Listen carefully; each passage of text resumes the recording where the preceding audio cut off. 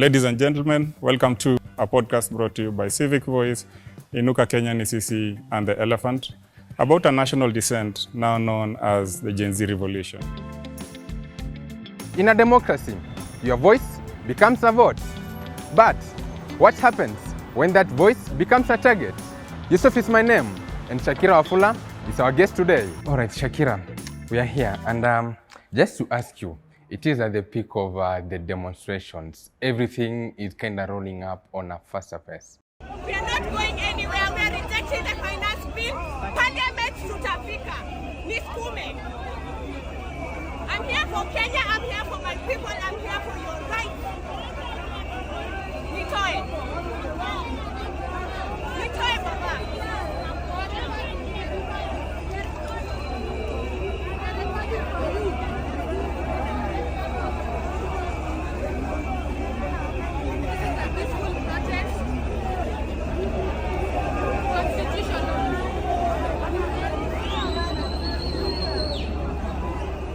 Happened to see you in a confrontation with one of the policemen, and something that it's something that got the attention of so many people. Yeah. And one thing that I happened to ask myself, and this is a question that I'm asking to you again: what was the conversation? What were you discussing with the policeman? This guy here. Were we discussing? We were not discussing. It was not a discussion. It wasn't a discussion. It was the second day of the protest. Yes. Occupy Parliament. Yeah. And we were having this back and forth. Tunasonga mbele, polisi wanaturudisha nyuma. So me and the guys who were around that area, we said, when the police come again, we are not going to move back. Yeah. And so the police came, and unfortunately some of us did go back, but me, I was like, I've already decided, so Yeah. I'm going to stay here. And so the policemen started threatening me, saying they're going to deal with me. One of them was even lifting his rungu, anataka kunipiga. Yes. And that is when that viral moment was recorded. I was like, fine, if you want to beat me, go ahead. If you want to remove me from here, Yeah. go ahead. But I know I'm not doing anything illegal. And that I'm here for Kenya, I'm here for my people, I'm here for your So rights. ilikuwa ni karibu kuendane, karibu kiumane. Hey, bwana, my heart was, I don't know, I was so scared, but at the same time, I was Yeah. like, I mean, if you see that I'm actually doing something wrong and you don't see any sense of why we are here out on Yes, the yeah, streets, yeah. actually fight us. And I was hoping that they don't actually fight me because I don't have the energy. You don't to have the counter energy to fight back. 3 police, I think there are 4 Yes, yeah. policemen. So it was like, I'm daring you, but please don't do what I'm daring you to. And I think from the same, when you happen to watch the same video, the police that was just standing next to you, Yeah. it's kind of someone who is an early millennial or a late Gen Z kind of, Yeah. because it's someone who is still young. Is young, So it was yeah. something like kind of, which conversation or what is it that is happening here that nipige, remove me from here. Yeah. Also, I feel like the fact that I'm a lady Yes. and I had my scarf on, it was like, the guys didn't anticipate that level of resolve from a person like me. Yeah, true. They'd assume as a Muslim woman, I'd be like cowering down, running away. And I think also the realization that they're not paid enough to be handling such nonsense. Because I mean, he rolled his eyes at the Yes. end. So it was like, I'm not paid enough for this. And he had to turn back. He had to look around. Is there someone who is supporting me or whatever? Yeah. Okay. And apart from that, apart from the Shakira that we happen to know, apart from that, maybe someone has known, because I think that's the time when you came to the peak. That's the time we knew, like, Shakira Wafula, yeah. Yeah. Who are you? Who is this Shakira that maybe we need to know today? Well, my most important role in this life right now is that I'm a mother. Yes. I have a beautiful 7-year-old son. Okay. Other than that, I'm a fitness instructor professionally, and I'm currently pursuing a degree in exercise and sports science. I'm in my final year at Kenyatta University. Yes. As a result of the Reject Finance Bill protests last year, I have become one of the key advocates for good governance and human rights and justice. It's not, to be honest, it's not a path I chose for Yes. myself. I've been engaging with governance and the political space passively. Yeah. But since the viral video, I tried to run away from it actually for a while. But then I realized this is probably an opportunity to embrace and give voice for the kind of Kenya that we are fighting for. Okay. So you are those of who never draw back. Mbele kuzuri. I hope so. I hope so. At least that is the kind of person I hope to be.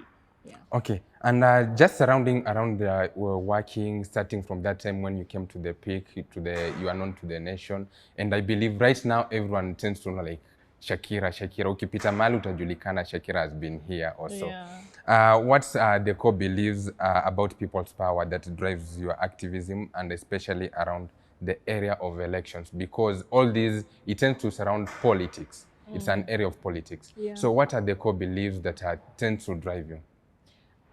For me, the most important thing is that every human being deserves dignity. Yes. And the current state of our country, politics and governance, has denied a lot of us dignity. Yeah. You need to have connections, or you need to bribe somebody or pay someone so that you can get basic healthcare, basic sanitation, basic education. And it's important that as a Kenyan, Yes. just because I'm a Kenyan, I deserve to be here and I deserve to excel in this country. So basic human dignity, equity and equality. And as a woman, a Muslim woman at that, is the elevation of the woman in society. True. I know a lot of people keep speaking that, oh, the girl child has been elevated too high and now the boy child is suffering. But I feel like we are still in a strongly patriarchal and misogynistic society. Yes. And we need to not only level the playing field, but ensure that somebody's gender and somebody's religion and somebody's tribe does not determine how they move in the society, in terms of what they are able to access and the level of success that they are able to achieve. Yeah, you happen to mention dignity, and then when it comes to the awarding of maybe anything to do around empowerment. Yesterday I was just going through social media, that's X, initially Twitter, and I happened to come across a post that was saying, we live in a country and in a society whereby for you to gain access to any, maybe a job opportunity or any empowerment form, you must be knowing someone. Yeah. And for you to reach the someone you know, you must be having something to give to the watchman. After the watchman, I have to give something to the secretary. And after the secretary, I have to give someone to the PA.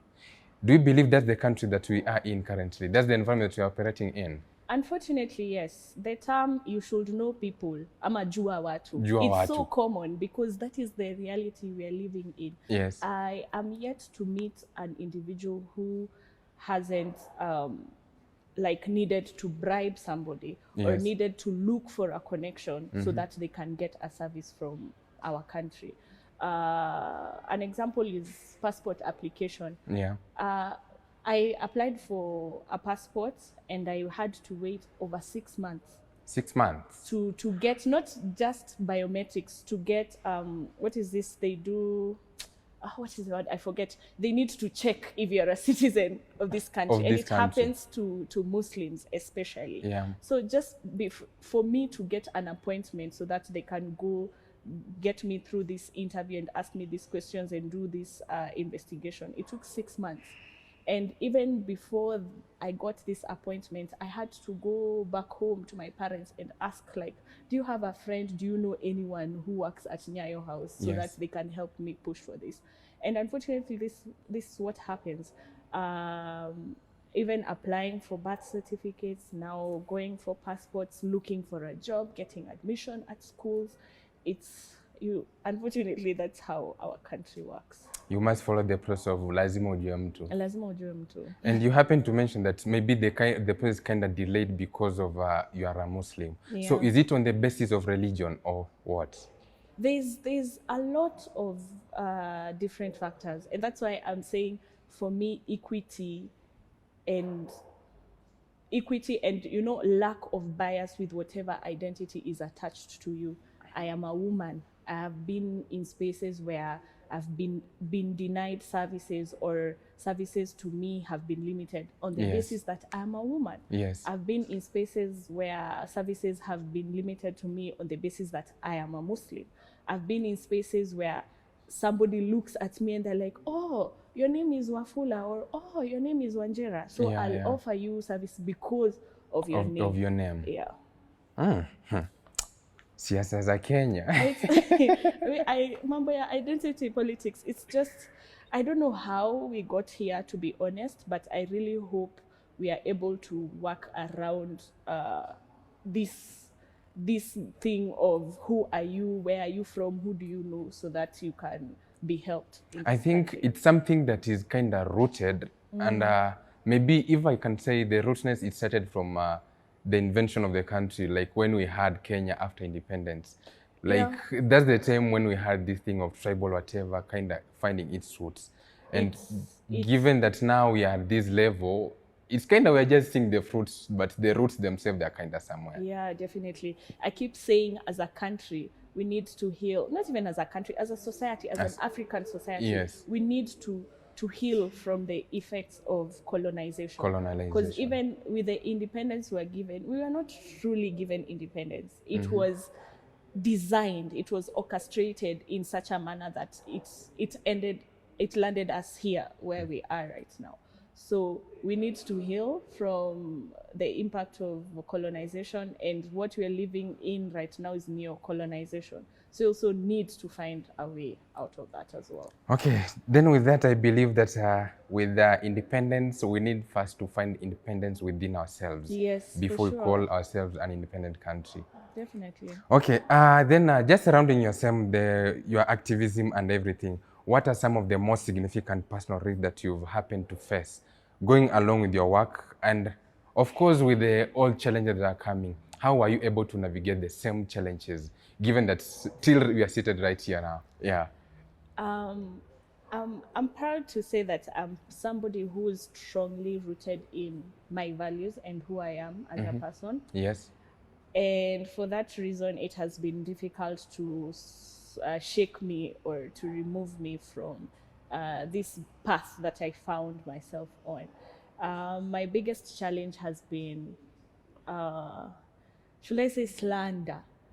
There's a lot of slander about me on the internet because I mostly using the digital space for my advocacy. Yes. So nimeitwa single mother, nimeambiwa niliharibu ndoa ya mtu, I've been told mimi ni malaya, all kinds of abuse and slander on me. And sometimes it hurts because I'm a human being, I have feelings. These are people abusing you and using this foul, vile language. And of course, with all the abuse you have in mind, like at some point you've kept yourself at the forefront of championing for it. Definitely. So that has actually been my biggest challenge. I remember there was a time Gaidho got people kunisalimia.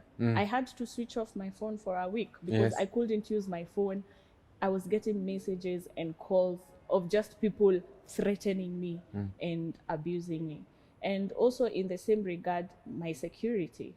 At some point, I don't feel safe amongst Kenyans because they have been directed to believe that I'm a bad person and so they should turn against me. But most importantly, it's from the government. There's a time enforced disappearance and abduction was really serious. And I even noticed, especially earlier on during the protest when now people had started learning who I am, I noticed that I was being trailed by what I assume are state agents. And There was a car parked out even where I live for a while before I was able to raise alarms and, ask our security guards to, question how comes they've been there for some time. They seem like they were monitoring my movements and surveilling me. Yes. Something else is now coming, just living the public life. I didn't decide that I want to be known. So even in some cases, I want to be somewhere and not really have people know who I am, but it's unavoidable. You go to spaces you're supposed to be relaxing, having a good time, but somebody identifies it. It's like you can't even relax in peace anymore. With that, I'm sure, given that every new person, like, they tend to meet you, given that your face has been online, on Twitter, whichever platform, the social platform. So every new person that meets you, and given this space, people be like, I want to take a photo with Shakira. Yeah. Like, you don't have a private life. Yeah, How exactly. have you been able to deal with such a situation? It's honestly, it's just looking at the bright side of it, because being known is what has kept me safe all this time. True. If I remember during one of the protests, we were being attacked by goons, and if it wasn't for the Boda community in CBD identifying me and saying, oh, this is Shakira, we have to help her, I don't think ningekuwa It hapa could be leo. another story. It would have been another story. And even back at home where I live, especially last year, the earlier days, if I stayed 2 days, people haven't seen me, they'd come to my estate and they start asking the security, what happened to Shakira? I haven't seen her walking around. So looking at how being known has helped me, I've been to restaurants and spaces where I'm being told, don't pay. This is a thank you for what you do for us as a country. And just focusing now on the good side. And I feel like being known has also helped spread the message of a better Kenya and justice. Because anywhere I am, people are like, oh, when you're Gen Z, face of courage. Like, I represent somewhat giving people hope that our country can be better. And despite now the challenges that I face, I choose to focus on the positive aspect of it. Okay, and given the online spaces that you've been in, there's someone who happened to say, like, in Kenya, the most unfortunate part for you is to find yourself being abused online. Yeah, it's something it's that can take away your mind, can lead you to some cases, maybe you're thinking of something else. For you, how have you been able to manage this? Umeitwa single mother, whichever the dirty name that you happen to mention. How have you been able to manage this? Because mimi nakwambia, ningekwambia, it could be another confrontation with someone, but how have you been able to tackle that? I mean, sometimes wanachagua mtu na nashuka na yeye vibaya. I know, sometimes people would assume that ati nitakuwa mpole, I'll take it in grace and be nice. So sometimes that doesn't work. Ikue. Unachagua tu mtu mmoja, and seriously, I've been at a point where I'm like, let me look. And then I go into somebody's profile, look at the social media, I look at where if I talk about it hurts them most. You identify the weak points. I'm not even proud to say this, but that is what I do. I identify it, na nashika yeye, na anguka na yeye, until it's like you can't come back from that. But a lot of the times, I've noticed most of these people who are out here using foul languages and abusing you, it's people who have their own pain. They have their own problem. So ignoring it sometimes also works, and not like I mentioned earlier, I am somebody who's rooted in my values. Like, I know and accept myself for who I am. So it really takes a lot of energy for somebody to like shake me and make me feel like, by the way, I shouldn't be speaking out or things like that. So you just, every situation is kind of different. And the fact that I'm able to continue showing up every day, because I know the kind of country that I want. I know why I speak out every day, why I am loud. and proud about it in the first place. So sometimes it's taking each situation as it comes, and Yeah. just I think keeping the with most it. principal thing is online people should just heal. Uh, To avoid having such a kind of abuse, it's throwing words to true. people. It's true because I mean you can imagine if for example you're a young man, you are able to get the privilege of studying until university, Yes. and now you're out here looking for a job. Years on end, you're not getting a job. I've had a lot of young people complaining they're not able to start families because they can't even take care of themselves. So how do they start taking care of people? Yeah. And then you just see this lady online, and a lot of people assume that I don't work hard for I mean it's by fluke that I am where I am Where today, you to are, be yes. honest, but Yeah. it's not that I sit down and do nothing and wait for opportunities to come to me. I do put effort on my side, and it has turned out the way it has turned out for me. Yeah. So there's an aspect of what does she have that I don't have, That I don't or do. what is she doing that I'm not doing, Yes. so that I can be able to access all this. So there is, to be honest, there is a pain because of the current situation in our country, and sometimes I try to be empathetic to people's situation, and that's why I'm telling you, sometimes I go through somebody's social media to understand who they are. And if I just find this is somebody who's just foul and vile for no apparent reason, huyo ndo naamua naanguka na yeye kabisa. But we do really need to heal as a nation. And that healing can only start from changing the governance that we Yes. have, and now working towards justice, not just for the people who are affected this year and last year in the protests. We have a whole history of people who've had injustices, and they haven't been able to recover from that. Talk about post-election violence, talk about flood victims, talk about people who've been internally displaced from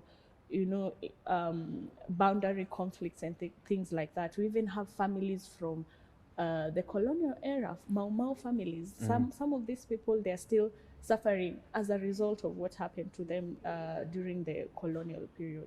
So we do have a lot of healing to do. Yeah, watu wana makovu mengi sana. Okay, just from what you've happened to mention in terms of the insecurities, we have the kidnappings, the killings, and of course the abductions. Do you think it tends to derail the movement that we had initially, the Gen Z movement, or did it fuel the movement to a great extent?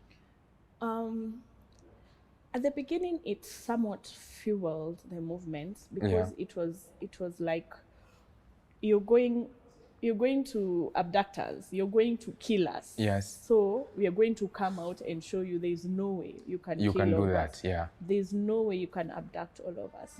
But I feel like it reached a certain point. Mostly I feel like after the past Sabasaba this year, the fact that almost half of the country was in a lockdown because of the police manning various parts of the country to And ensure I think that it's something no that protests happen. they tended to do very early in the morning. Yes, they started very early in the morning. But then, unfortunately, they ended up going to people's residential area, and people were killed in their homes. We have the case of that young girl, Bridget. Yes. Is it Bridget Njoki? She was barely 13 years old, and she was killed while watching TV in her house. And after that, over 400 young people were arrested in various parts of the country, and they were given weird charges. About 70 of them were charged with terrorism. You know, terrorism is like one of the big charges that you can have upon you just because you were out protesting. Yes. And you'll find like some of these young people were not even actively involved in the process. They were just because they fit the profile of a young person, you look like you could have been protesting. Yeah. They take you in and charge you with arson or destruction of property and things like that. So after Sabasaba, I feel like our activity has slowed down, And not because we don't have this zeal for change, but because there's a level of disillusionment and fear that we are doing a lot, we are losing a lot, but we are not seeing the change that we'd like to see. Like, the government has shown us they're willing to continue killing people, injuring people, arresting people. They don't care. So, like, how can we continue doing this and we are not seeing any impact of what we are doing? Okay, then you happen to mention like people are given charges of maybe whichever the charge that they were given, like terrorism attack. And from the mention, I believe that it's a constitutional right for every citizen to air out their views. Yeah. Then does it mean like there is a problem with our justice system, the legal justice system? Definitely. Look, for example, Kesia Rex Masai. Yes. He was killed in broad daylight. Yeah, Everybody true. knows who killed Rex Masai. And up to today, we are still at the inquest stage. We haven't even started a trial. We are still at the inquest to determine whether this person is worth being taken to trial over the death of Rex Masai. Look, for example, the case of Baby Pendo. How long did it take for it to be resolved? And look at the kind of resolution that we were given. It's like, where is the justice? We have this system that is only perfect on paper. It is said Kenya's constitution is one of the best in the country, probably the second after Japan or something. Yes. But if you compare what happens qua ground and what is on paper, it's different. It's very different. Why would you arrest a person over arson and deny them bail? Up to today, we have at least 49 young people who are still detained over the Sabasaba marches. And it's not that they have been tried and determined guilty. No, they're on remand waiting for bail hearing. This is 3-4 months down the line. Yeah, down the line. I've even seen a case of a young girl who's complaining on Twitter about her father. Yes, her father I've is come being up. wrongfully accused of murder. Yes. And you're innocent in this country. You're innocent until proven guilty. But he has been denied bail, and this lady, they have tried all the avenues possible legally within the constitutional channels, and up to now, the dad is still being detained. And I think from her story, she happened to mention that the hearing has been set for January. For January because judges are going for a break. Apparently, the judiciary is going for a break. I don't know, Christmas in Anzakalini for judiciary. So they have to wait until January. It's crazy. The justice system, the rule of law is a suggestion to the people in charge in our country, as it seems. Then I think that's one of the cases that it puts in question. It has so many question marks when it comes to the legal justice within Kenya. Yeah. Because I think it's unfair, to be true, it's unfair. Because I have happened to check the story that she happened to highlight. And from the looks, it's not good. Definitely. And it's about taking us back to if you have enough money to bribe, because a lot of people under her post, they were asking, have you bribed? Have you looked if you know so and so? So just because this family don't have connections, they are not able to bribe people. That means they're going to be denied justice. Then from that discussion of giving out bribery and knowing so and so, I think it's we Kenyans, some of the Kenyans, we ourselves, we tend to feel this matter of corruption. Because why should, in asking for the legal, just to follow the legal procedures for something to happen fairly, why should I ask you, do you know so and so? Have you gone to so and so? Because it has been normalized, unfortunately. That is the Kenya that we live in. It has been normalized.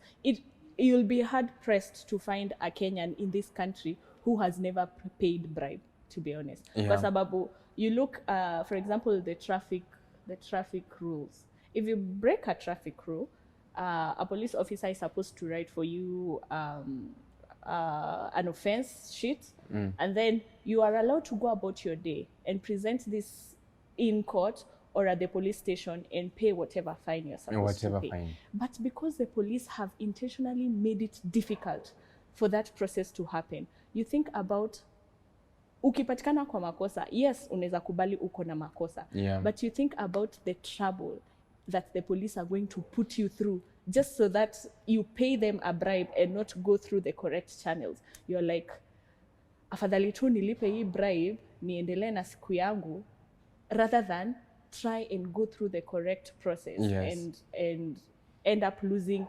There are people who've been arrested for days. Literally, police anakuambia hii kiburi yako utaona palitakufikisha. Yeah. So you end up being detained in the police station for over a week. Eventually, you just agree to pay that bribe. So unapiga hizo hesabu za, you'll try go through the correct channel, it doesn't help you. So unalipa tu bribe because it has been normalized. That is what Kenya has become right now. Oh, Mother Kenya. Kenya, I don't know what we are going to do, to be honest. Sometimes you think about our current situation and you almost feel hopeless. Yeah, it tends to kill the hopes of someone who is it tends to just to kill your hopes. Definitely. But we are here. We shall fight for a good Kenya. We need a good Kenya. And of course, from the same discussion around the kidnapping and the killings, how do you define safety for yourself and the other activists in such a hostile environment? Because yes, I believe for you as an activist, you are facing your own challenges. For that person who is also championing for the same, they're also facing some of the other challenges. So how do you define safety? I mean, for me, the fact that I'm able to walk on the streets, that for me is what freedom is what is important. I've been able to establish a community of HRDs and activists around me. So I know in case of any trouble, it is easy for me to make a call, sound for help, and I'll be able to get assistance. Again, the fact that people know me, if for whatever reason something ever happens to me on the streets, people will be like, that's Shakira. So we need to assist her, and that is safety for me. And I really wish a lot of people could be able to move around in our country like this. So I acknowledge that this is a privilege, and hence why I am happy to do whatever it takes to take advantage of my privilege to ensure that we are transforming Kenya to the type of country that we'd like to see. Okay, just from the recent story that tended to happen, we had 2 activists within Kenya that happened to be in Uganda. And the president of Uganda, he came out to openly say that we had some activists from Kenya, tuliwashika na tukaweka kwa fridge for some time. The impunity, oh God. And it's with it's something very unfortunate to happen. And of course, it's something you see, like you find it's totally unfair to mention. It's totally unfair. So for these people, it's something that, and it took long, and even for the state to act. And for the person who tended to intervene, it's the former President Uhuru Kenyatta. So for these kind of people, how do you define safety for them? Because I think for them, it's kind of like, it was unfair, something totally unfair to them. And the foreign agencies of Kenya, they never intervened for them to be out on time. Yeah. Like, how is it? Do you know there's more Kenyans currently being held in various prisons and military bases in Uganda as we speak? And one of the reasons why it wasn't easy, but Nick Oyo and Bob Jaggi are now free, is because they are known. Yeah. And that's why I'm saying this, being known for your work and what you do is a privilege. And there's a lot of Kenyans in Uganda who are facing injustice. And not just Kenyans in Uganda, Kenyans in Kenya who up to now we don't know who they are, where they are. Their families are still looking for them. But because of their numbers and the fact that this information about them is not well known, the pressure being applied for their release or for their safe return home is not the same. So there's an unfairness to it, and it's very difficult for me to say how I would define safety, putting these things in mind. And that's why we keep working towards a democracy that works. Because in an ideal democracy, nobody, regardless of who you are, nobody is allowed to capture you and detain you without any reason. No, especially the government. The government is supposed to be the number one entity responsible for their citizens' safety and their freedom within the country. And EAC is a community. Kenya, Uganda, Tanzania, and Rwanda, we are supposed to be like this one solid block. True. Movements within this region shouldn't be limited. Business and just making a living across the block shouldn't be limited. So to be honest, it's hard, but is our reality, unfortunately. Then I think the East Africa community, they just tend to sit down and review everything surrounding safety. Do you know the East African community is united in two aspects? Us as citizens who are being tunanyanyaswa, tumeungana. Look at what is happening in Tanzania right now. There's a lot of complaints already that Kenyans are the one going to demonstrate in Tanzania. They're the one wanachochea what is happening in Tanzania. So as citizens, we are united against this dictatorship, against the lack of true democracy and bad governance. And then on the other hand, we have the union of dictators. I mean, all injustices happening across the region. These presidents look like they're working together. Because for Museveni to say that he has put our citizens in the fridge, and the response of our government is, do not take your activism to other people's country. I mean, how do you talk as a leader in this country? How do you say, in fact, it is okay if people come to your country, arrest them and torture them so that they learn a lesson? The fact that we have an example of Maria. Maria used to live in Kenya, and it was Tanzania's government that were in cahoot with Kenya's government to try and abduct her here. And if it wasn't for the citizens of this country, Maria would have gone missing and we wouldn't have known what was happening to her. So the dictators have come together and they are working together. But on the other side, the citizens have also come together and they're working together.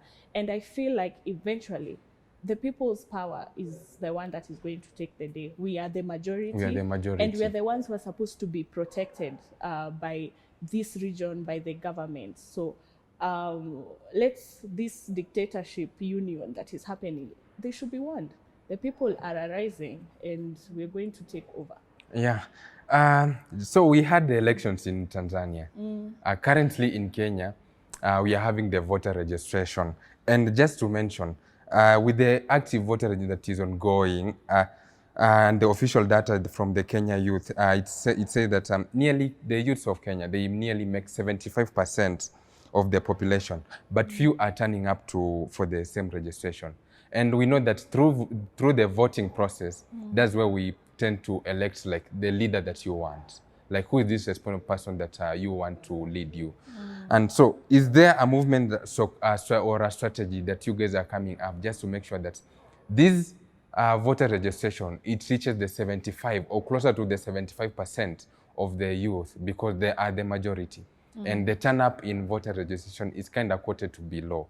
So is there a strategy that you guys are coming up with just to make sure that come 2027, we are going to have a leader who is competent enough to lead us? Yeah, a ballot revolution is what we are looking at right now. Like I mentioned earlier, being out on the streets, we are being unheard and we are suffering as a result of it. And the ballot seems to be the remaining hope that we option have for now. And given our level of, like, to be honest, Kenya is advanced in terms of, again, the constitution that we have on paper and where we are as a democracy. So I feel it is possible for Kenya to achieve a change through elections. Now, when it comes to voter registration, first of all, right now, we have the continuous voter registration happening. So it's only happening in constituency offices across the country. first, I feel like there's voter suppression because not all of the constituency offices are actively registering voters. Yes. I've seen cases of people going to these offices and either they find them closed, or whoever they find there, they say they don't have the kits, or they say internet is not working. Personally, I wanted to go and change my particulars in my area, and when I went there, they said the servers have a problem. They're only registering, they are not able to change. We are dealing with server problems. Yeah. And then something else, these constituency offices are quite in different remote areas, so they are not easily accessible. So, but it's not we still have time. I feel like a lot of people think we still have time, and to be honest, we are yet to get a representation of alternative leadership that we can look up to and give us hope and give us the motivation to go and register to vote. Yesterday, I was in an X space, and the issue of voter registration was a conversation we were having. Yes. And yes, the numbers right now are disappointing, but young people are still willing to make that effort towards a ballot revolution. So the fact that we still have time, the continual voter registration is going to happen until I think early 2027. Yeah. And then the IBC also has to do mass voter registration. Yes. Now with the mass voter registration, it's going to happen in other areas aside the constituency offices. So for me personally, and I feel a lot of people, they are waiting for this, crunch time. Last minute. Crunch time, last minute. I feel like young people are still going to come up and vote. And what strategy we need to look at right now is offering people alternative leadership. Because when we say we want a ballot revolution, we want new leaders. So who are these leaders? We can't say we want good governance and we don't have people to select. If you look at the current people in elective positions, most of them have been in politics for years on end. So are we willing to offer ourselves as this alternative leadership and then give the people that hope that actually let us put our baskets with this guy, let us hang our hopes with these people. Hopefully they're going to change things. So I don't think we are at that point of like we are saying people are not going to vote. We were underestimated. Remember, we were called digital wankers. And at the start of it all. When the moment was ripe, people showed up. So I still believe in our generation, young people. When the moment is ripe, we are going to show up and make a difference. Okay, and just apart from that, do you believe that for these people to do the voter registration, for the Gen Zs and any other person who is at the right age to carry out voting, do you think they understand like it's their right and it's under the constitution, it's their right for them to participate in this? Because I'm sure come 2027, we still have a section of them that they will not take up the voting. And given that's the feedback that something that you happen to benchmark on the 2022. Najua majority of the youth, they never voted. Because during the demonstration, you see that majority of them, they happen to say like, these are fault that our parents happen to do. We tried for you guys to go and vote, but you happen to land to fanya like, nimanguka kwa mafuta. Yeah. I mean, 2024 showed us that right now, the average Kenyan right now is not the same average Kenyan that we had back in 2022, to be honest. There's this political awakening and conscientization that happened as a result of the Reject Finance Bill protest, and that's what we intend to ride on up to 2027. In as much as the current political class are doing their best, wanamwaga pesa, wanaendelea. Like, we have a president who's not a president in the office. He's busy on the streets campaigning and giving out money. So they are making an effort, but the average Kenyan right now, si wale wa kudanganyika. Tunasema wajinga waliisha. And it is now a matter of converting this political conscientization to a tangible result with the election. So again, when the moment is right, trust you me, Kenyans are going to come out in large numbers and they're going to register to vote, and they're going to select leaders who are willing to serve the interests of the common mwananchi. What we cannot do is underestimate the efforts being put by the current political class, because they have everything to lose, literally. They have the power, they have money, they have all this access currently. So if we are to take this away from them, think about this person who's protecting everything that they have. Yes. So they have everything to lose, but the upside, we have nothing to lose. Nothing to lose. So we have to give it our all. Because, I mean, what is that saying that we had rather die standing up with our decencies and our dignity as human beings, rather than agree to die, to fall on our knees and live like that. Okay. Manze, I hope come that time tujitokeze vizuri sana. I believe Wakenya na waaminia. Imagine after 2024, I believe we are going to show up and we are going to make the necessary change. And also look at, like, even there's some sort of wave that is happening, not just in Kenya, but across the world. Across, look at what happened in Bangladesh, in Nepal, in South Korea. It's time. Young people have said it is our time. They keep telling us we are leaders of tomorrow. Tomorrow never comes. Tomorrow is here. Yeah, tomorrow is here. And we are people who have understood the certain levels of living standards that is, it is basic. Basic. Everyone deserves to at least get that basic level of human dignity. And we are not that lot to sit back and watch as injustices continue to happen. Okay, Shakira, let me ask you this. Along this line, as you fight for justice, along your activism line, do you at some point, do you feel discouraged? Like, what's that one thing that tends to reignite you back to your personal drive so that you continue with the process of fighting for justice? I do feel discouraged sometimes. I mean, it's part of the human experience. I remember back towards the end of last year, that's when the abductions were at its peak and forced disappearance, Nini, and Akina Kibet Bull. They were being held, and we were trying to like do petitions across different institutions, and then planning for a protest. And that's when I noticed that I was being monitored by, like, physically, and that we had planned the protest for 30th, and that morning I woke up with this deep, heavy feeling of sadness, because we were out protesting in June, we are out protesting in July, August.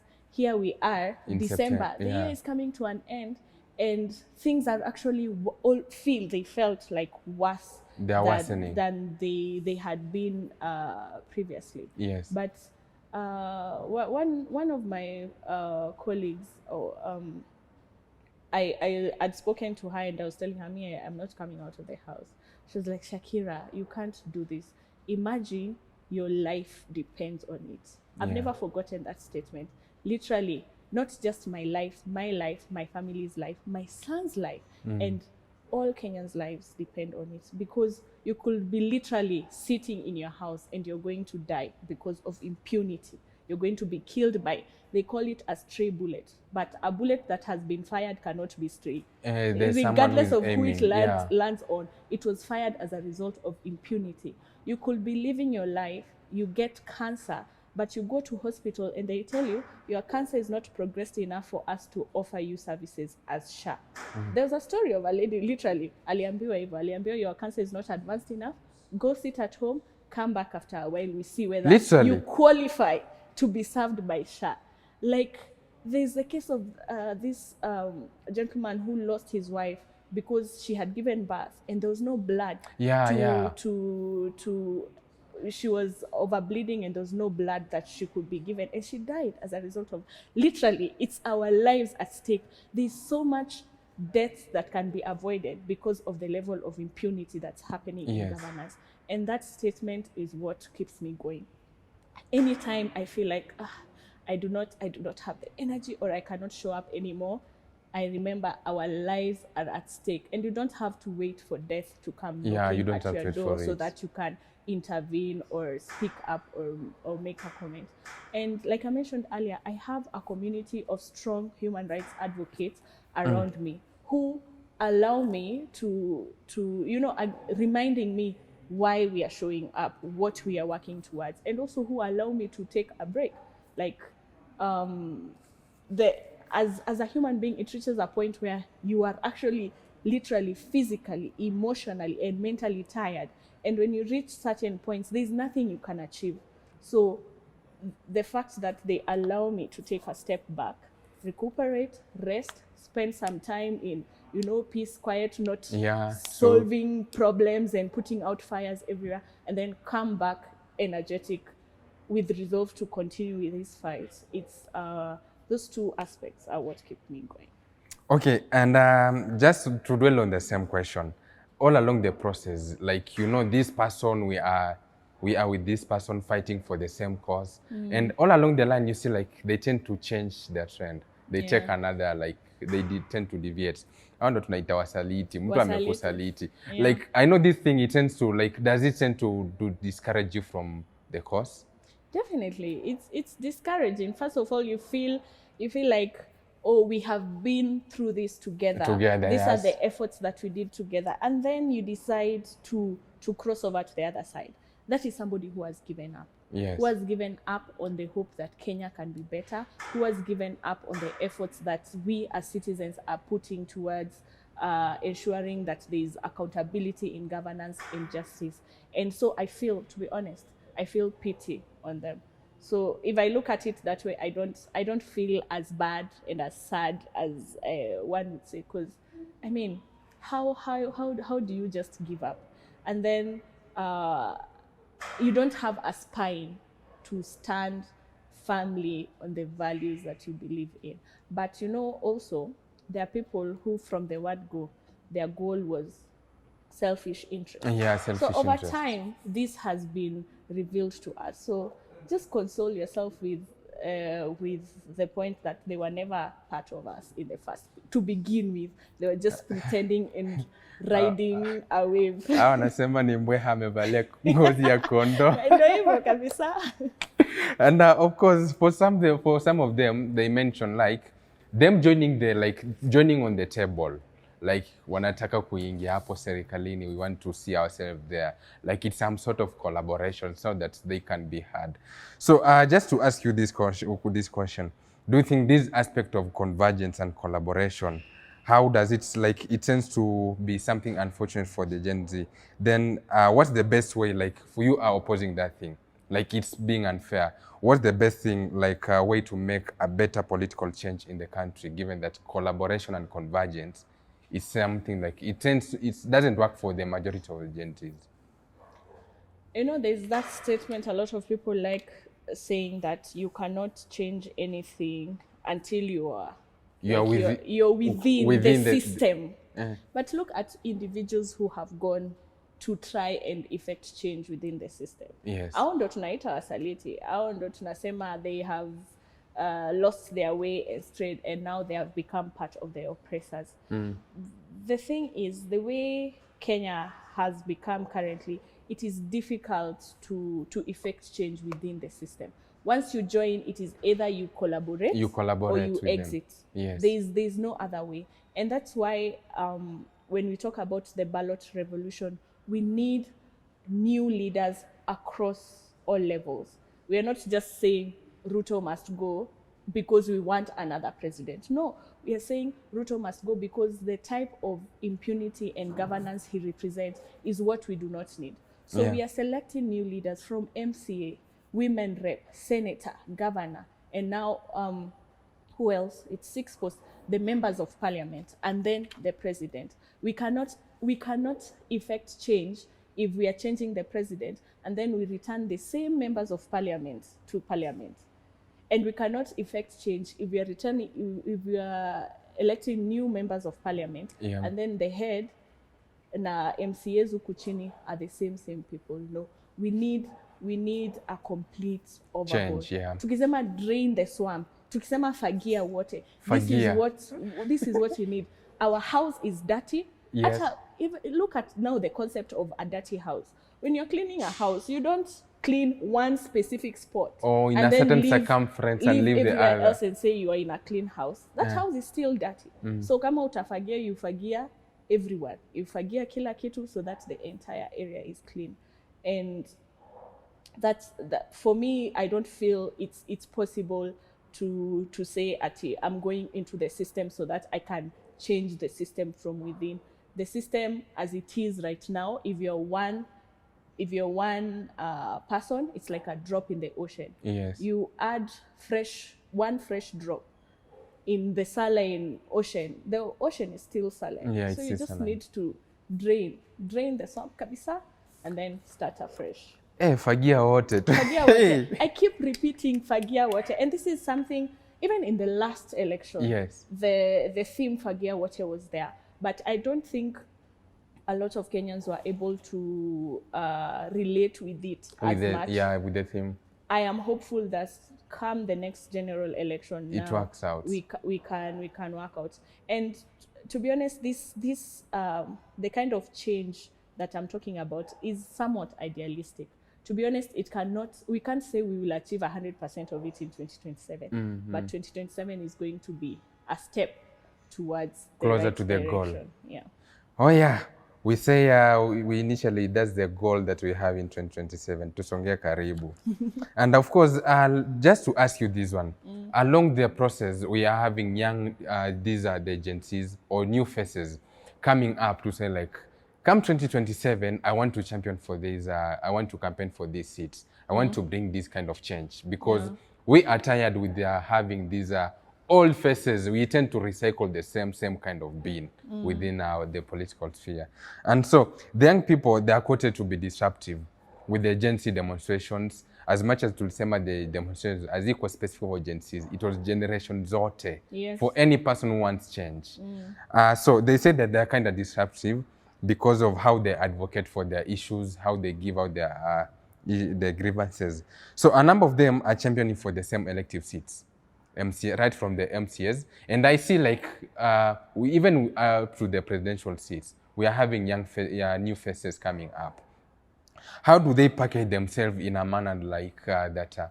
Come that time, they're able to win these kind of seats, or they're able to be elected in these kind of positions, and they're also able to convince the masses like, yes, as much as we are championing for or giving our issues in this manner, we are able to address the same kind of issues that are affecting the people. So how are they able to package themselves in a manner that is not seen as disruptive, more so by the other generations, given that they have been there, like the millennials, the Gen Evo. Yes. Yeah. Being called disruptive. First of all, yes. We are disruptive because we are destroying the status quo as it is. We want to disrupt the systems as they are and bring about something new that we feel is going to actually serve the interests of the common mwananchi. But the way disruptive is being used, it's propaganda. Yeah. Even the way Gen Z started, it was started to kind of delegitimize what people were out on the streets doing. Yes, majority of us on the streets were young people. Yes. But because it's a reflection of our current population, majority of us are young people. Are youth. But we had Gen Z, we had millennials. If anything, I feel like the biggest contributors towards the 2024 protest, it was actually millennials. But we also have our parents' generation as well. Wanaitwa ni boomers ama wanaitwa akina nani? The boomers. Because a lot of us young people, we are unemployed. We don't have like this access to finances, but there was money. Remember, Kenyans raised over almost 30 million, I believe. Yeah, during the protest to cater for funeral and medical expenses. Where was this money coming from? These are individuals who are not necessarily young, but they believed in the cause of what young people were out on the streets doing. We were out on the streets and we were being given food for free. For free. We were given water for free, masks. There was medical aid, first aid being provided on the streets. Not everyone was a young person. So I don't think a youthful leader is hard to package. There are people across all generations are already sold with the fact that young people are willing to effect change. Yes. So what we are supposed to do is continue with the political education, continue with the political conscientization, so that Kenyans do not allow themselves to be wooed back, because it is wooing the current political class is doing, to be wooed back, to allow themselves to vote for these people again. We've already seen there are people who are not willing to serve the interests of the common mwananchi. Yes. They do not care about how much they steal, how much they kill, so long as they remain in this state of power and whatever. So it is just ensuring that Kenyans do not forget. This memory has to be kept alive. Yeah, true. So selling the young alternative new leader is not going to be difficult. It is combating now the efforts of the current political class. And I feel like it's doable. It's doable. Yeah, it's possible. But also remember, youthfulness is not a qualification to be the alternative leaders, because we have seen, again, when you wanaitwa wasaliti, when you wameenda wamepotoka njia, they're still most of them are young people. So we as a country, we need to identify what is these values that are going to bring us together, and what are these values that we are going to aspire.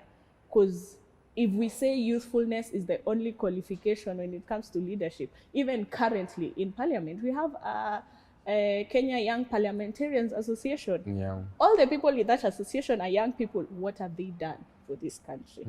Yeah. Oh yeah, so for those people that want to go for those elective seats, msiogope, go for it. Definitely. Yeah, mutapata tuzo viti.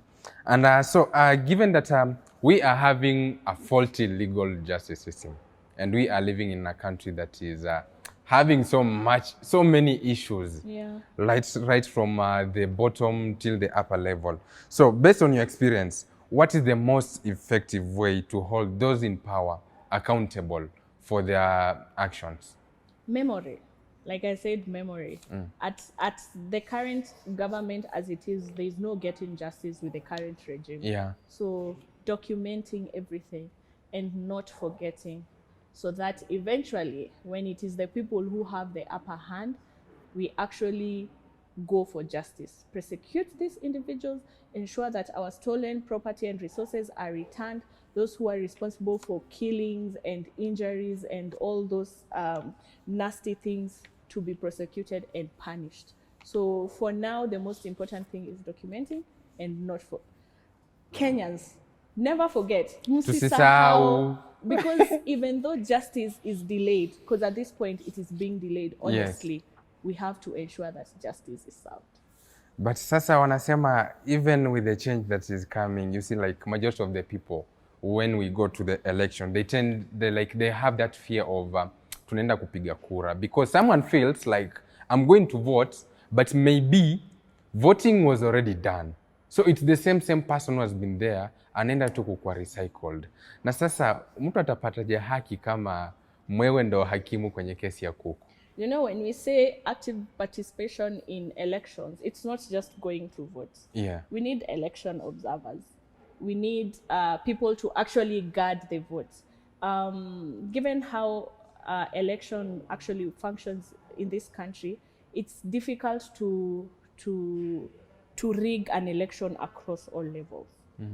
And I mean, the way we've seen political parties existing and working, they're more of like groupings to separate us. Yes. So if a certain political party wants to rig, they will focus on whatever level they want to rig. They can't rig across all levels. So when we are saying we are participating in elections, it's not just showing up to vote. Those people who are going to be employed to work for IEBC, si ni wa Kenya kama sisi. So why you who has qualified and has been selected to work for the IEBC, why would you not do your work the way you are supposed to do? So that's why I'm saying political conscientization in the education, civic education needs to continue so that this person who's employed by the IEBC can actually fulfill their mandate the way they're supposed to be and not allow themselves to be bribed so that they can rig the election or rig whatever process. And then election observers and guarding the vote.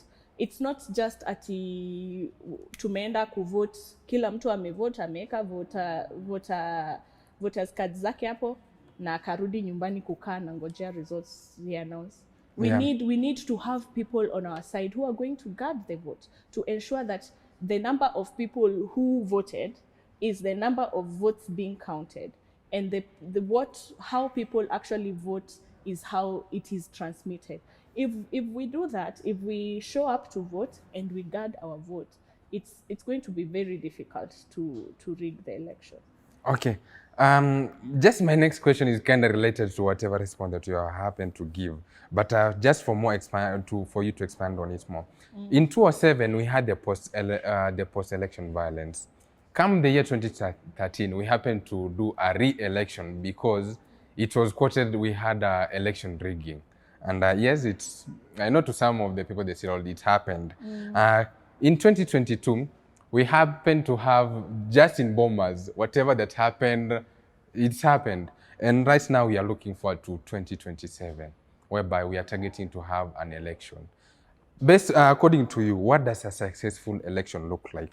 And beyond just the absence of that violence, how does it look like? First of all, Bomas of Kenya, purpose ya Bomas of Kenya ni nini? We have to follow elections the way they are supposed to be. Akufai kuwa na Bomas of Kenya. Bomas of Kenya. Because votes are counted at the constituency level and announced at the constituency level. So in mchezo ya Bomas of Kenya, first of all, I don't think we should allow it to happen. But high chances, because given the current IBC, all of them, they were selected by our current president. So it is anyway ni kazi ngumu. We have an uphill task. But yeah. I feel like we are up to, like we can do it. We can do it. And there's also that fear of what has happened in Tanzania, for example, because Suluhu aliamua kuji-announce as a landslide winner of the presidential seat, and akasema 32 million people voted, and she got, I think, 31 million. 31 million. And those votes were counted within one day, apparently. And we saw what happened. Majority of the country never even voted in the first place. Yeah. So if we organize as citizens of this country, we'll have a majority of us as the people against that political class, against that oligarchy that is determined to maintain the status quo. It is going to be a lot of work, but we need to realize when we realize and understand how big of a task we have ahead, we can get ready, can gear up, belt our trousers, and put in efforts. Okay, with the unfortunate that tended to happen in Tanzania, Najua Suluhu, we don't know like whom she competed against. She didn't compete against anyone. There are actually 17 names on the ballot, on the presidential list, but probably 15 of them were churas kutoka CCM. Ni chura wake tu wamekwa hapo kuzuzua watu, and I don't think Kenya can get to that level, to be honest, because Tanzania is still working with the old constitution. And Kenya, we've had the privilege of being able to have the constitution 2010, and currently it's not hopeless. Tanzanians haven't lost hope. They're still organizing, and we are doing our best to offer our support through digital spaces, through what is this? Creating awareness of what is happening in Tanzania and invoking different institutions to ensure that there's actually what is the term? I don't know. Sometimes when I speak Kizungu inapotea is appropriate terms, but to conduct an investigation either through the UN, the AU, the SADC Union, to do an investigation and to form an interim government to like almost what happened to us during the post-election violence with Kofi Annan coming in to ensure that actually Tanzanians get the change that they need. Because for them right now, their biggest thing is they need a new constitution. Yes, yeah, the true. Current constitution as it is very impunitive. It doesn't consider what, like, it is more colonial set than it is towards democracy. I actually came to learn recently in Tanzania that once an election has been declared, you cannot contest it in court. In Kenya, at least you are able to contest an election in court. And I feel that is why Suluhu was in such a hurry to, declare that she has won. So for people to realize the power that they hold as a people, the fact that our constitution starts with all sovereign power belongs to the people should be motivation enough. Okay, but when you tend to visualize the occurrence of events within Kenya, it's something that happened to some points, and it's something that is there. Ni kama kuna kaukoloni fulani kama Afrika mwenyewe. Yeah. We attend to, like, someone is coming up with some sort of dictatorship. You see, like, whatever that is happening in Uganda, it's just dictatorship. Whatever that has happened in Tanzania, it's dictatorship that is there. So, like, moving to 2027, whatever that happened there, and we saw, like, the deputy president from Kenya happened to be in Tanzania during the swearing in of Samia Suluhu. So you tend to visualize, is it something like coming 2027 in Kenya? Because this is an East African effect. Kenya, Uganda, Tanzania. Yeah. Sasa it's happening in Uganda, it has happened in Tanzania, and it awaits to happen in Kenya. So is it something like we expect we are going to have some rigging, like kutakuwa na ukora mwingi wa kura just because of someone wants to remain in power? Yeah. And given that now in Kenya, I don't think if we have an opposition, the opposition is within the people themselves. Yeah. It's with the people themselves that tend to finger point to the government. So is this something that we also expect to happen in Kenya? Kutakuwa na wizi wa kura. Are they new fate that they are going to come up? Zinaenda kunyamazishwa in some way? Ama how should we look at it? That's why I keep saying it is up to Kenyans to organize. We cannot underestimate what the current regime is capable of doing to remain in power. And if worse comes to worse and it is obvious the elections are rigged and the regime is not willing to hand over power, then whatever is happening in Tanzania is probably what is going to happen in Kenya. And we do not hope for that situation. Yeah. So it is organizing to ensure that that situation is very difficult for the political class to achieve. I know poverty is the enemy, and there's a lot of money that is being poured. Yeah, there's handouts, and people, like, even in the last protest, the way goons attacked, those goons, some of them are people we know. Yeah. They're people we know, but then they're like, this money that we've been given, I think that some of them were given 500, some of them 1,000, some of them 2,000. Like, I had one of them literally show me 1,000 note, and he was like, this 1,000 is the only one I have held this year. Na tulikuwa June. June is the 6th month. Ameshika note ya 1,000 for the first time. But it is the situation, like, it is poverty. So to organize to the level where people are not willing to be bought easily. Like, kuna watu husema take the money but don't do what you have been paid for. Yeah. I mean, I don't know how possible that is, but if you're serious and meticulous about our organizing and planning towards the next general election, even taking that 1,000 and joining the masses to ensure that we actually have a free and fair election it's going, I mean, these people are going home anyway.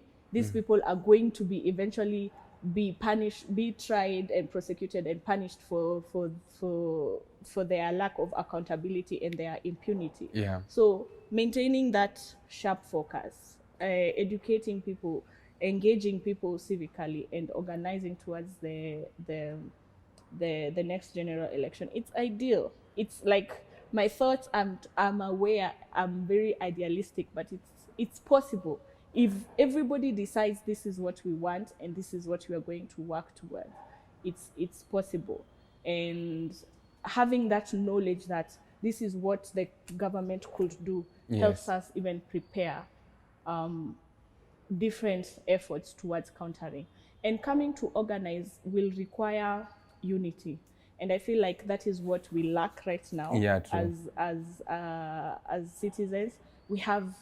We have fragmented ourselves into different groups, and even those individuals who are considered frontliners during the Gen Z protests right now, a lot of them are not working together. So it is up to us to overlook these small differences that we have and decide as progressive members of this society, as progressive leaders, how do we come together? How do we work together and organize to ensure that we actually have a force? You've mentioned we don't have an opposition. The opposition is within the people. But the opposition that we have is not effective because we are not united. So how do we come together to organize and ensure that we actually form a formidable force against the political class as it is right now? Okay, and you happen to mention the aspect of unity. So in your opinion, do you think we have a section of the Gen Z that are kind of divided in opinion on the basis of the tribe lines? On tribal lines? I don't think so. I mean, tribalism is being pushed on us. We are being forced to inhale, breathe, live tribalism. But I don't think that's a divide that is going to be effective this time round. First of all, a lot of us are intermixed.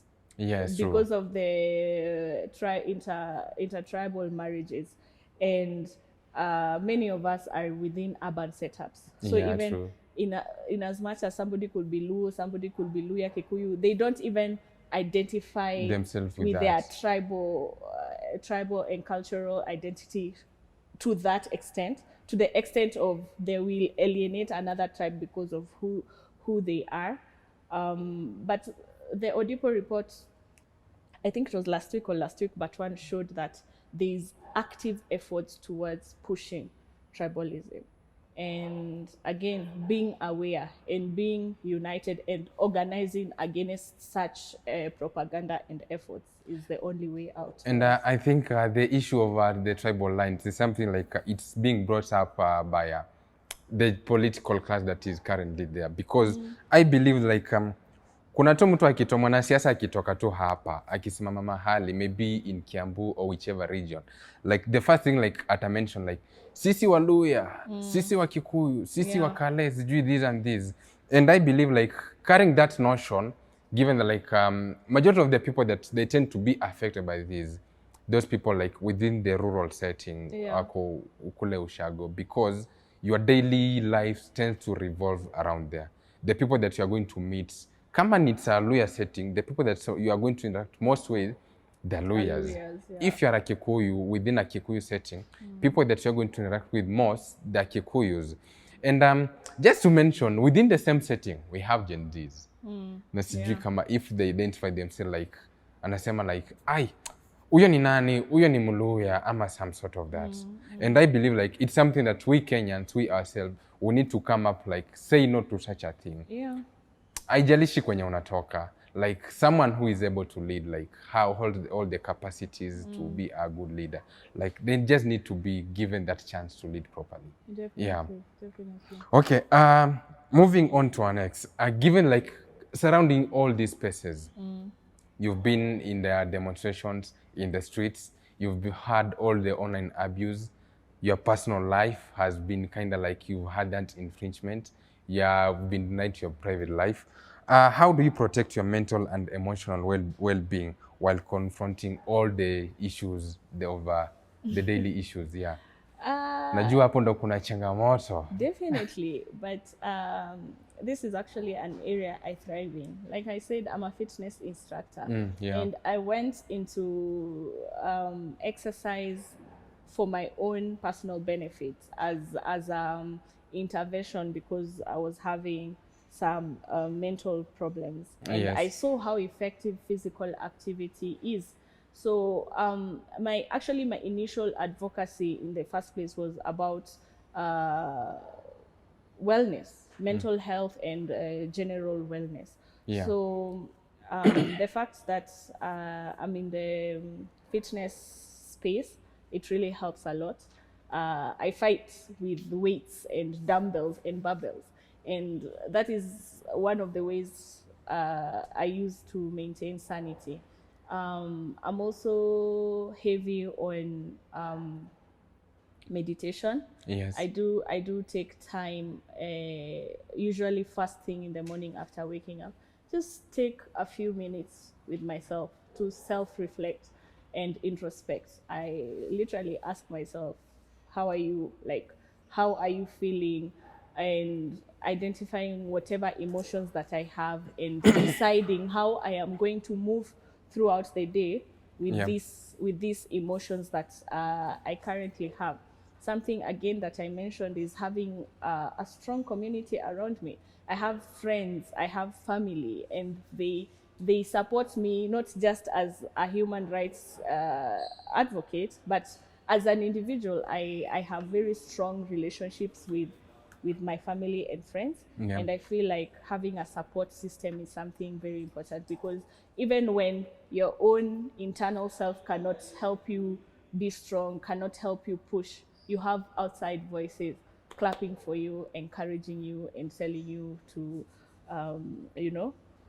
continue. And again, knowing when to take a break. Yeah. This mentality of I have to be the one doing it, and if it's not me, nobody else can do Nobody it. It else has can. never helped anyone. Yes. You're just sacrificing yourself, and then you end up suffering. And to be honest, if, for example, God forbid, I was to drop down dead right now, does the earth stop spinning? No. No. Life will continue, and within a short while, I'll be forgotten. So knowing when to step back, take a break, to take care of myself, being active, physically active, and having a strong support system. Okay.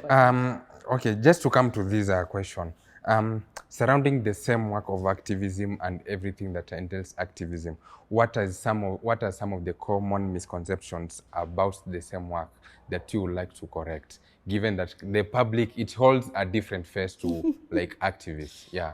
Oh wow.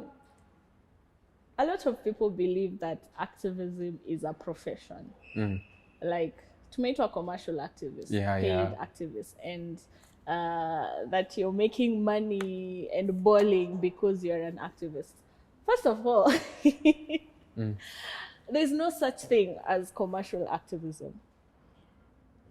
Looking at the risks involved, I mean, you could be killed, you could be injured, a life-altering form of injury.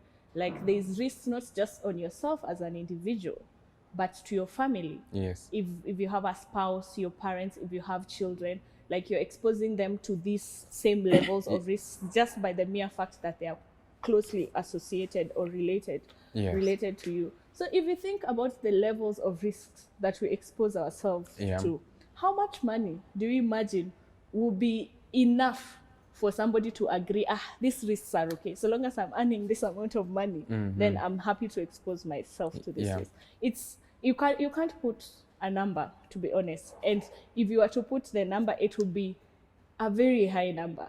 Yeah. And the fact that people assume I'm earning a living out of this is even it has made me poor almost, because people come to you with all their problems and they expect that you're going to contribute, you're going to help them solve these problems financially. And a lot of people forget I am a young person. I am in university. I am a mother, a single mother. People keep repeating, I am a single mother at that. I do work part-time, but because of the amount of time I put towards activism and advocacy, even the amount of time I spend working to actually earn a living has been reduced, has been limited. So to be honest, I have become poorer because of my activity, because of my vocalness within the advocacy space. So that's the biggest misconception people have about activism. Yes, there are perks because now I am known, now I'm able to walk into rooms and spaces because of who I am and because of the work that I do. Yeah. But nobody pays me to do this. And if for whatever reason these perks were to stop, I wouldn't stop anyway. I would continue doing what I know I can. I keep saying it's just showing up the way you can in whatever way you are able to, doing your best towards whatever cause that you believe in. And if money comes, it comes. Last year, and even this year, there was a certain point Kenyans sent me money, and it wasn't kidogo money. If you have 100,000 people sending you 5 shillings each, you have 500,000 Kenya shillings. Yes, that's a lot. And that's just, if you look at the scale of things, 5 bob is not much to you. Yeah. But 5 bob here, there, it comes. And somebody is just saying, thank you for the work that you're doing. Keep going. So that's I haven't heard anyone who's been rich because of being an activist. And the term commercial activist or paid activism is just a fallacy that is used to almost like a propaganda against vocal human rights advocates and activists, so that it's used to counter almost the work that they do. And just to ask you this one, do you believe there are paid activists, that people are doing activism and they're paid? There's a specific organization paying people for activism? Not that I've interacted with, but for example, if you look at all the common organizations and different companies in the civic spaces that exist, they employ people because, I mean, work needs to be done. You need managers, you need people to go to do the groundwork, you need people to account for whatever activity, like how funds are spent, and you do have people who get grants and financiers and what is again, the term has disappeared from my mind, but money is usually directed towards certain campaigns and certain funds, because at the end of the day we live in a capitalistic society. It is hard to do anything without money. It is hard to do anything without resources. So there are people who are paid to do certain things within the advocacy space. And would you call them paid activists? I don't think so, because they need to live. They need to buy food. They need to pay rent. They need to pay for their transport. So, and most of these people, again, they are people who, even if they were not being paid, they would still do the job that they are doing. So does that qualify as paid activism?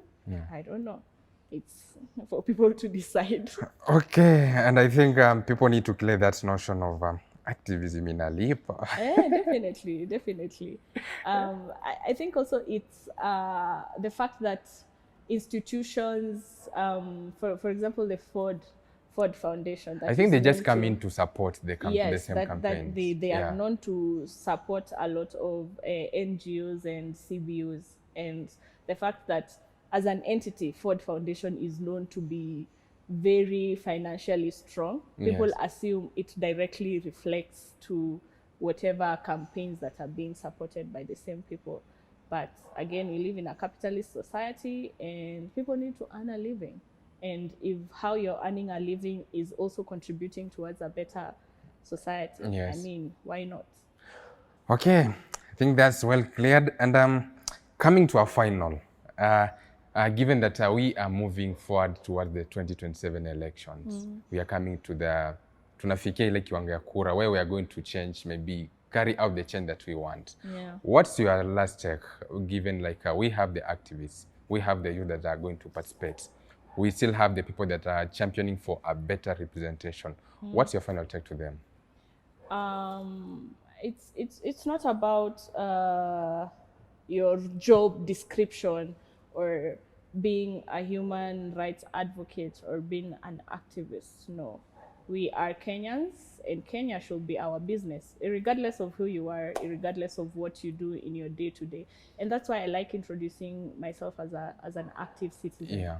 Because I show up within the spaces that I already occupy. As a mother, politically conscientizing my son, he grows up knowing right from wrong, truth from false, knowing, like, my son is 7, but he knows Ruto must go, and he knows why Ruto must go. As a fitness instructor, showing up in the gym, it's because of wellness, physical activity, and having my clients understand why it is important to show up for ourselves physically, but also at the same length. While we are deeply engaged in physical activity, we also get to talk about the state of our country. So there is a level of engagement that I'm able to do within that space. I'm also a student in university. The conversations that we have with my colleagues, with my friends, and even with our lecturers. The lecturers had striked for over 49 days. And when they initially told us that they are going to strike, we were like, yes, strike. It is within your right to be paid the amount of money that you have worked for. And the fact that you have a CBA that has not been fulfilled since 2017, we support you. And I was tweeting, I was making posts on TikTok and on X, supporting the strike and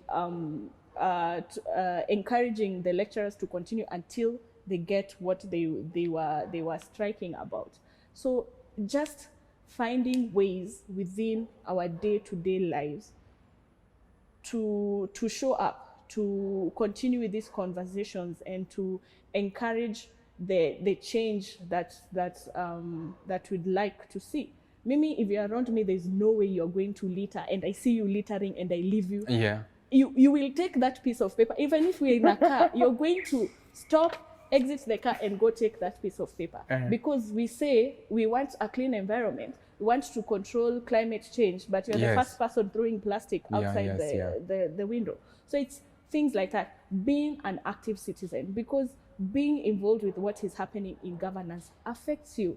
And hii mambo ya kusema ati, oh, I don't do politics, siasa say yangu. No. If siasa affects you like your day-to-day activity, the cost of bread, the amount of money you're paying for transport, the amount of interest that you get when you borrow money from the bank, it is all related to what is happening in governance. The fact that somebody can lose their lives within your community and people will spend years and nobody is punished for such a crime, it is because of the impunity that is happening in governance.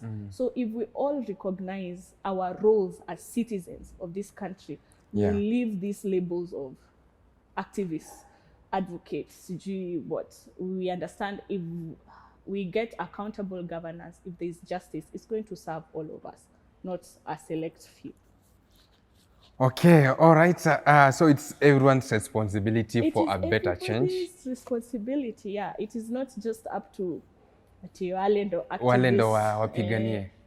Kwanza, I usually, if anybody comes to my, because I get this a lot, anybody calls me or DMs me and says, ati si nyinyi mu complain about this, or si nyinyi mufanye hivi, I'm like, nyinyi, who are you referring to as nyinyi? You as a human being, you as a Kenyan, what have you done within your space to ensure that whatever you want us to do is being called out?